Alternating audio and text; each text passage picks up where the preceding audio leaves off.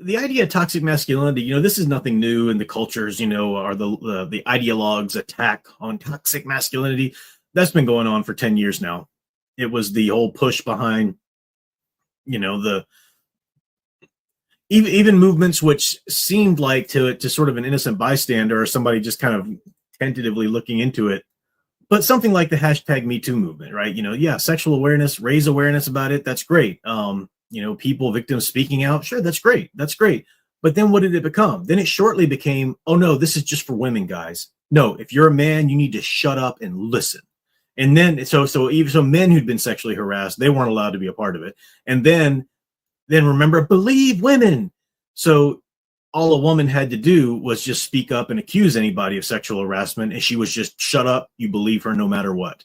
So, they start out with well-meaning, even logical kernels, and then they just, blast it into absurdity. And toxic masculinity is the same way. The whole idea of it, really, the whole idea of toxic masculinity is false. It's just a lie. I don't mean we can sit back and abstractly think of or describe a type of behavior from a man that's maybe starting in the realms of what it means to be masculine, but going far off the edge into sort of villainy about it, right? Being extreme with it. But the idea of toxic masculinity is a lie. It's the idea that it's the accusation that our culture has perpetrated and encouraged young boys to take part in a behavior which is horrible and monstrous under the guise of masculinity. And that has simply never happened. I'm not going to say it's never happened individually. Yeah, people individually, they're in seriously twisted relationships, or they have horrible parents, or they get involved with somebody who's a horrible mentor or something. Sure, maybe individually that's happened. But the idea that that's what our culture has done collectively is BS. And they'll point to certain movies or this and that, and they'll say, oh, what about this, Charles Bronson movie, or where he's a vengeance and seeking vengeance and uber violent and all this kind of stuff. Think about those movies. We have wonderful examples of masculinity. John Wayne's a great, example. John Wayne just exuded true masculinity. The Protector, the Sheepdog, right? You think about great movies like Rio Bravo. But you can point to some films in which, like, look at The Searchers, right? The Searchers, a movie like that, never applauded and said, hey, everything this character is doing is right. No, part of his character's arc was have to realize that he had his own prejudice that was blinding him. And at the end, he finally realizes that. I won't spoil it to you in case you've never seen The Searchers, but oh my gosh, go see The Searchers. It's wonderful. He realizes that at the end, that's part of his arc. So I think it was a real false narrative and this is what the left ideologues do. They perpetrate something like this and just bully you into accepting it, and blow you right down if you dare speak against it.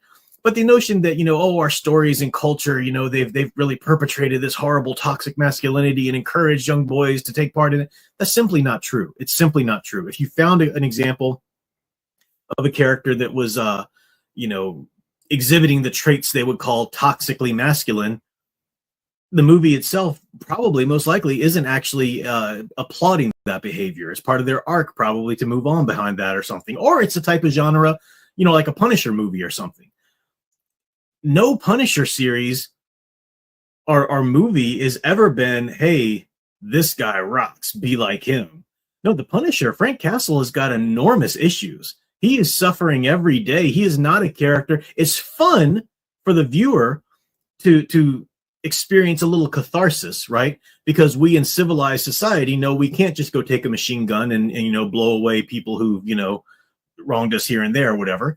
But you watch a movie like that, and the catharsis of that being a fiction, that not actually being something that's taking place, it's a story, and you can kind of live vicariously through the emotion of it, a little bit of catharsis, and that's even healthy to a certain degree. But none of those stories, to anybody with healthy psychology, is telling you, hey, go do that, go be like that guy. No, that's ridiculous. And so this idea of toxic masculinity rose up, and it's changed. They bullied it through, and they've talked about it for so long that if you look at modern portrayals, if you look at modern films in the last 2 years and the portrayals of men, you see it. You see it just masculinity has just crumbled. They're so afraid to show a real masculine character or a real masculine hero. And the great examples I was just talking about, look at Mr. Fantastic or Superman in the last couple movies that came out in the last couple weeks. As I said, that they're trying to pass off this Superman, and everybody's just giving it a pass. Oh, but it's okay because at least he smiled a little bit and he was kind of hopeful, so it's okay. Hey, at least it's not Zack Snyder. Shut up. This was a man who couldn't control his emotions. He has these little outbursts, even when he's confronting his villain. He's got to throw his little temper tantrums. This was a child. This was not a Superman. Stop it. And this is all James Gunn knows how to write. It's the only hero James Gunn knows how to write. I've talked about that before. He couldn't write a true stand-up, strong man to save his life. No, he's got to have that big old galoot. He's got to have the big old galoot that everybody sort of laughs at, the kind of oafish guy that is still a hero in the end, though. That's the James Gunn formula.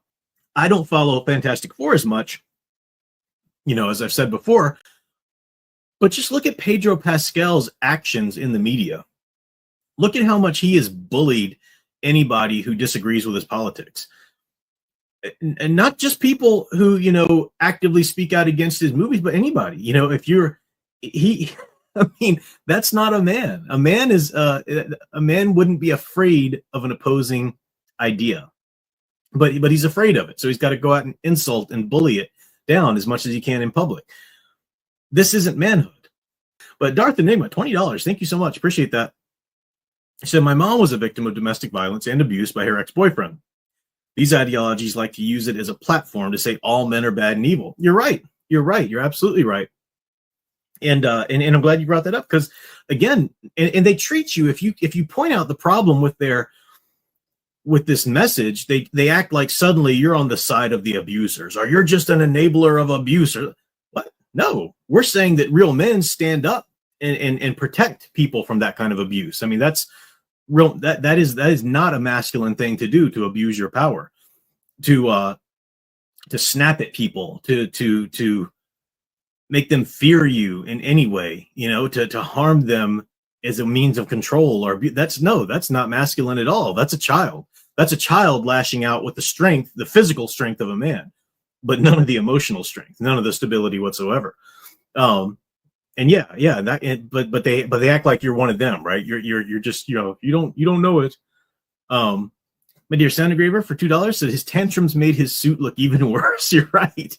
That horrible baggy looking, like I said it before, the trunks should absolutely be part of the Superman costume, but the trunks on this costume design look like a freaking diaper. I have never seen trunks on a Superman costume look more like a diaper than they do on this crybaby Superman, which is kind of fitting there. The false narrative around toxic masculinity says that it's toxic not to feel your feelings, and just to be a man, to be the Rock, that of a John Wayne type character or this and that, that's not really processing your feelings, and that's not, this you need to be more sensitive and you need to be more this. And look what it did to the men who buy that BS story. It makes them just devolve into this, whiny, my anxiety, this and that, I got trauma issues, that's triggering, this and that. And even if they don't want to use that language, they end up acting out like that. And as I said at the beginning of the stream, real masculinity is being the Rock for others. And I know that sounds cheesy, but what I mean by it, you deal with any issues that you have, okay? I'm not trying to, because some people who had a really horrible father figure might say, easy for you to say. I mean, some of us had really horrible father figure. I didn't have a great upbringing. I had a father who was emotionally and psychologically abusive, but I dealt with that, right? That's not something I carry around today. As a man, I said, okay, that's something that I need to go process and deal with. And depending on your situation, most times you'll take you going to some therapy, and working through that. That's what a real man does. A real man says, okay, any of my issues that I have, I can't ignore them. I have to work through them and then move on from them, because I am called as a man to be a rock for other people in my life, whether that's a family or whether that's just people around you or whatever. You have to be the one that they can rely on. And I'm not talking about you have to be the one who's physically capable of everything. No, I have chronic arthritis. I can't physically do a bunch of things around the house or whatever. But I mean that that inner strength. You're there for people when they need you. You're not somebody who's gonna throw a temper tantrum or throw a hissy fit when things aren't going your way. You're not somebody who's gonna break down and cry just because it's been a rough day. I mean, look at the great examples of masculinity. As I said, Christopher Reeve in that first Superman movie, he shows you how a real man mourns for the loss of somebody. He shows you how a real man handles loss, how he's always there for you no matter what. I mean, that's just, those are the examples that we need to take and bring back into our modern day stories, because they're simply not there. And modern day writers either don't know how to write these characters. I literally don't think James Gunn knows how to write a real man, a real masculine character. But I think a lot of times too, they're just afraid. They're afraid of any true show of masculinity because that might get them canceled or whatever. I mean, we're coming off of that culture, but it's still there. It's still close enough, and Hollywood's still steeped in it. And I think that a lot of people, especially a lot of whether they're millennials, because millennials are, they're getting up into their 40s or whatever. It's interesting. I was born in 79, so technically I'm Gen X, but I'm that Zennial variant, which is like right between Gen X and millennial. So I'm kind of like I've got a lot in common with both older millennials and Gen Xers and whatnot. But it's they're coming into their 40s, and I think a lot of millennial men are just so starved for representations of good masculinity and story, because they're old enough to remember when they had it back in the day. And so they're so starved for it that they'll jump on anything that even remotely looks like it's a fatherhood theme or actually a good take on fatherhood. I mean, this was kind of my, and I know I'm the only one here who thinks this, that's fine, but this was my issue with the Godzilla -1. Like, it had some really cool fatherhood things, but I don't think it went far enough. I think the examples it showed were still too whiny or something, and again, I know I'm the only person who thinks that, but I see this kind of thing in a lot of media, popular media, whether it's video games, television, cartoons, films, or whatever. People are just latching on to and gathering around and daring anybody to say anything about this film or that story or whatever, because, well, it's sort of a fatherhood thing. Well, yeah, but sort of isn't enough. I think we're going to run into trouble. It's kind of like, people pretending that this is a real Superman movie because at least it's hopeful, not like Man of Steel. Well, that's not enough. It's gonna kill the real idea who the real iconic Superman is if we just keep settling. And I think the same thing is true for real masculinity and real fatherhood. It's not the person who loses their temper at every stage, but kind of tries to do the right thing for their kid or something, or this person or whatever. We need to stand up for better. We need to look back farther into our older stories and not settle for anything less. We need real masculinity, real manhood, real examples of that in our stories and in our heroes. And understand the genre that you're telling. Like I said, there's nothing wrong with a story like a Punisher story or whatever, or Incredible Hulk story, where the genre is about losing control for the whatever catharsis you get out of it or something like that. That's fine. But the genre itself tells you, hey, don't go actually be like Frank Castle, Nathaniel Losball, 499, said there seem to be two prominent portrayals of male protagonists, the broken underdog and the childish fool. We need more John Wayne, less Star-Lords. Yeah, no, there's nothing wrong with a Star-Lord now and then. I quite like the first two Guardians of the Galaxy movies. I think James Gunn nailed that character. But even in those movies, James Gunn had to change the lore to suit his daddy issues.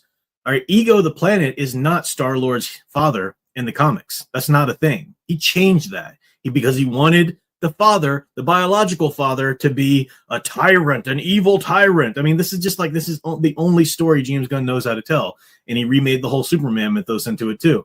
But it works for something like Star-Lord. And it's fine now and then to have a story about the I like the way you said that. You said, the broken underdog and the childish fool. I mean, they make for good characters now and then. But as you said, they're way overdone. This is like all Hollywood knows how to tell now. And what happened to just good stand-up masculine characters, like so many we've had in the past? Again, the going to the extremes, right? It's like it's not healthy to be a cold, untouchable, unfeeling person at all. No, that's not what real masculinity is. It's to being able to control your emotions.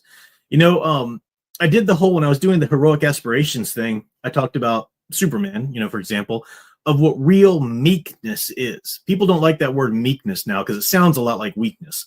That's not what it means. Meekness means strength controlled.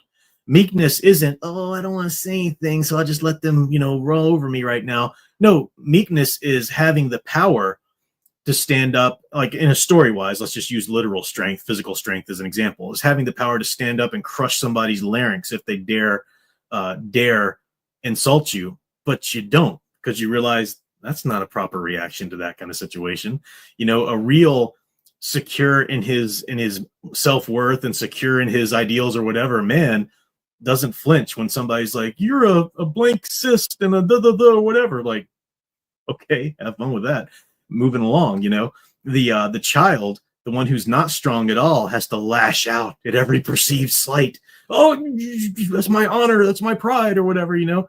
That's a child. That's not a man.